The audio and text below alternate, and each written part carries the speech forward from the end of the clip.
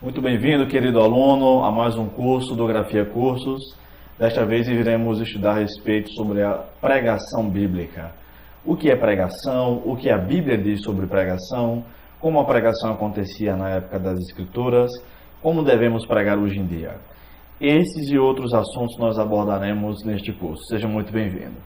Então, para iniciar, eu quero convidar-lhe a dar uma olhadinha comigo sobre a definição de homilética. Homilética é a palavra técnica utilizada na teologia para se referir à pregação.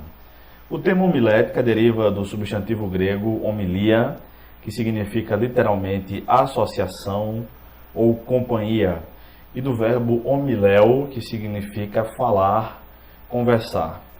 O Novo Testamento emprega o substantivo homilia em 1 Coríntios 15:33, e diz assim: as más conversações corrompem os bons costumes. Tá?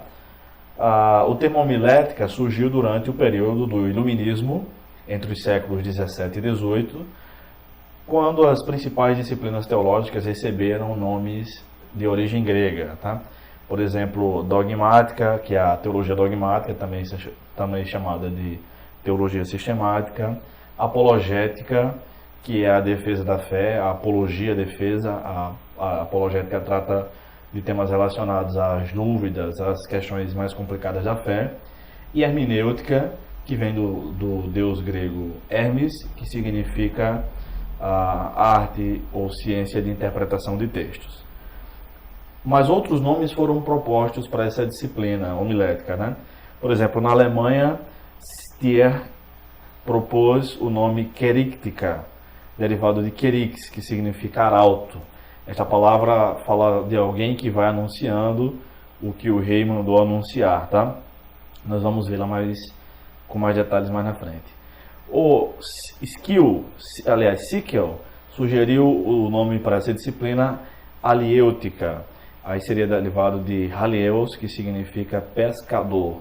Então, tendo como ideia ali a ideia de Pedro, quando Jesus disse que faria de Pedro um pescador de homens, o Sikel achou que era melhor dar esse nome de aliêutica para a disciplina de pregação bíblica. Ainda bem que o termo homilética prevaleceu. O termo homilética eu acho que é o melhor.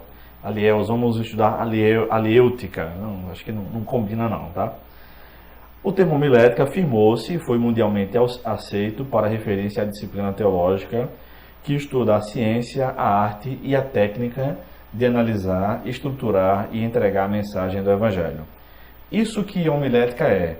Homilética é ciência, porque há regras fixadas para isso.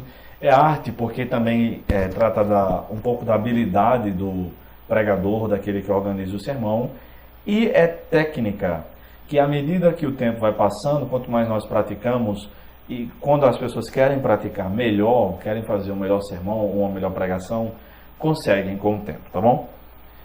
A homilética é ciência quando considerada sob o ponto de vista dos seus fundamentos teóricos, históricos, psicológicos e sociais. É arte quando considerada em seus aspectos estéticos, a beleza do conteúdo e da forma, né, a habilidade do pregador, e é técnica quando considerada pelo modo específico de sua execução ou ensino. O pregador precisa praticar cada vez mais. Ninguém pode ser julgado se é um bom ou mau pregador por um ou dois sermões. As pessoas podem pregar 2 bons sermões e serem péssimos pregadores a vida toda, né? Ou podem pregar 2 péssimos sermões, mas elas serem bons pregadores e não estarem num dia bom e em duas ocasiões boas, né? O termo homilética tem suas raízes, como nós já vimos, né, em palavras gregas. Qual é a base bíblica da pregação, então? Isto é, a pregação foi praticada na Bíblia? Nós vamos ver que sim, né? Em primeiro lugar, nós vemos que Isaías, claro que eu não estou numa ordem aqui de Gênesis e Apocalipse, tá? Nem pretendo. Mas Isaías profetizou que não creriam na pregação de Jesus. Ou seja, ele fala sobre pregação, e o nosso Senhor pregou, né? Quem creu na nossa pregação? A quem se manifestou o braço do Senhor? Isaías 53:1. Jesus falou sobre pregação no Antigo Testamento. Então, o Antigo Testamento fala sobre pregação no Novo Testamento e o Novo Testamento fala sobre pregação no Antigo Testamento. Jesus disse assim em Mateus 12:41: os habitantes de Nínive se levantarão no juízo contra esta geração e a condenarão, pois se arrependeram com a pregação de Jonas, e aqui está quem é maior do que Jonas. Então Jesus confirma como um fato histórico a pregação do profeta Jonas. Em terceiro lugar, a pregação gera fé no coração dos homens. É isso que nós lemos em Romanos 10, 16 e 17, que diz assim: mas nem todos deram ouvidos ao Evangelho, pois Isaías diz: Senhor, quem deu crédito à nossa mensagem? Portanto, a fé vem pelo ouvir e ouvir pela palavra de Cristo. Então, a pregação do Evangelho é quem gera fé no coração dos homens, tá? Em quarto lugar, Paulo sabia que Deus iria confirmar a salvação dos crentes por meio do Evangelho e da pregação. Nós lemos em Romanos 16, 25: ora, aquele que é poderoso para vos confirmar, segundo o meu Evangelho e a pregação de Jesus Cristo, conforme a revelação do mistério guardado em silêncio desde os tempos antigos. Então, por meio da pregação do Evangelho, Deus confirma a salvação. Deus confirma a salvação por meio da pregação do Evangelho e confirma também a posição dos crentes diante dele, tá? Em quinto lugar, em 1 Coríntios 1:21, os homens são salvos por meio da pregação. Este foi o método que Deus escolheu para anunciar, para comunicar suas verdades e para salvar os homens.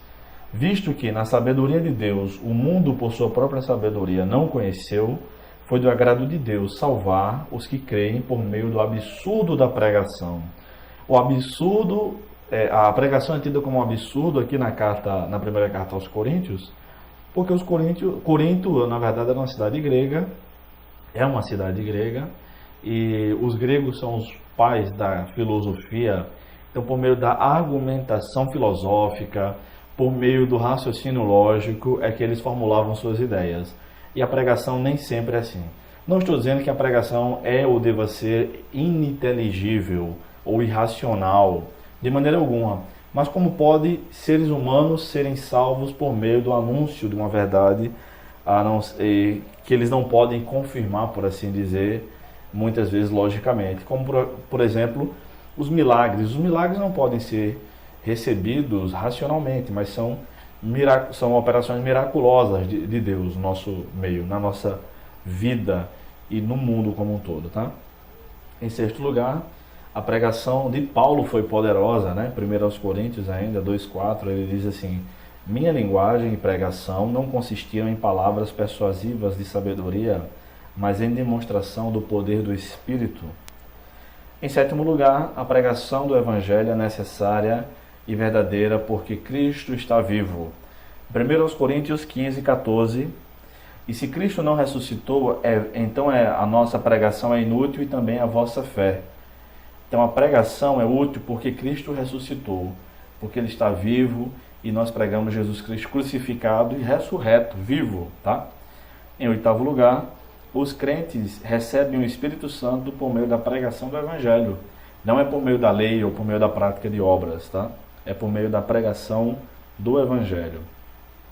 Gálatas 3:2, nós lemos assim: é só isto que quero saber de vós. Foi pelas obras da lei que recebestes o Espírito ou pela fé naquilo que ouvistes? Foi pela fé na palavra de Deus pregada pelo apóstolo Paulo, né? E ainda Gálatas 3:5 diz assim: aquele que vos dá o Espírito e que realiza milagres entre vós, será o que faz pelas obras da lei ou pela fé naquilo que ouvistes? Deus dá o Espírito e realiza milagres no meio da igreja, como estava realizando lá milagres na igreja na Galácia, entre os Gálatas, por meio da pregação, por meio do Evangelho, por meio daquilo que eles creram, tá? Em nono lugar, Deus fortalece os seus pregadores. Muitas vezes os pregadores do Evangelho estão desanimados, estão abatidos, estão tristes, porque as pessoas não creem no Evangelho, mas, na verdade, Deus fortalece seus pregadores, né? Aqui em 2 Timóteo 4:17 nós lemos, quando Paulo está praticamente se despedindo, ele diz: mas o Senhor esteve ao meu lado e me fortaleceu, para que por meu intermédio a pregação fosse anunciada a todos os gentios, aliás, fosse anunciado e todos os gentios a ouvissem, e foi livrado da boca do leão. Paulo precisava da ajuda divina para continuar pregando o evangelho, mesmo em meio de tantas adversidades e a iminência da sua morte, né? E Deus o fortaleceu assim. Em 10º lugar, Deus manifesta a sua palavra por meio da pregação.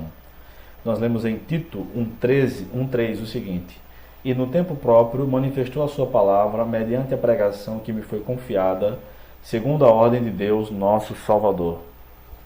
Deus fortalece e Deus manifesta a sua palavra no meio da pregação. Por meio da pregação, as pessoas conhecem a palavra de Deus, conhecem a vontade de Deus, tá bom? Bem, nós vamos ficar por aqui. Continue conosco na próxima aula. Este é o curso de pregação bíblica. Eu sou o professor Bruno César.